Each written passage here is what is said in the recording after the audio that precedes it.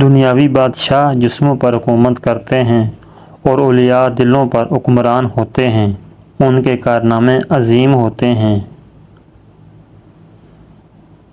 قرآن پاک میں ہے کہ بری چیز برے کے لیے ہے، اچھی چیز اچھے کے لیے۔ خبیثوں کو انبیاء کی عمدہ نصیحتیں اچھی نہیں لگتی، کیونکہ وہ وحی کا عطر ان کے دماغ کے موافق نہیں تھا۔ نیک نامی ایک ایسی شے ہے جو نہ مرنے والا ہے۔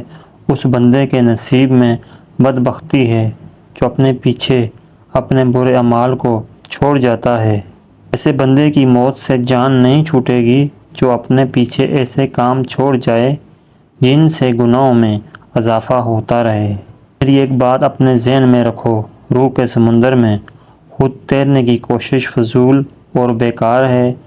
روح کے سمندر میں نوح والی کشتی کی ضرورت ہے۔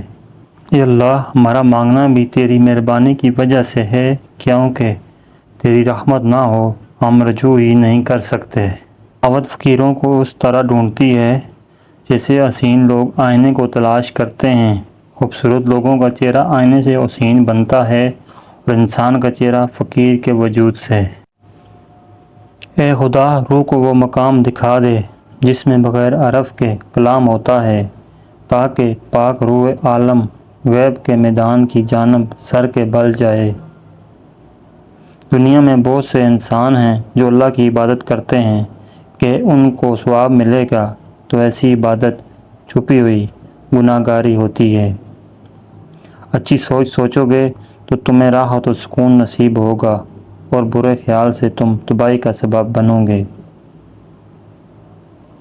اے انسان، تو پانی کی تلاش میں سستی مت کر، کوشش کرتا رہے۔ وہ وقت آ جائے گا کہ تو دیکھ لے گا کہ بہار تیرے دامن میں آ چکی ہے۔ اگر تم اللہ سے رابطہ نہیں کر سکتے، کسی اللہ والے سے رابطہ کرو اور اس کا دامن تھام لو، کیونکہ ولی اللہ کے ہاتھ کو اللہ کی دستگیری حاصل ہے۔ بلی جس گھر میں 2 بچے پیدا کر دے تو سمجھ جاؤ اس گھر میں بہت جلد رزق کی فراوانی ہوگی اور کبھی رزق کی تنگی نہیں ہوگی۔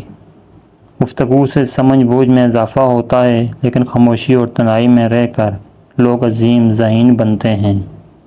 دوستو، امید کرتا ہوں کہ آپ کو ہماری ویڈیو اچھی لگی ہوگی۔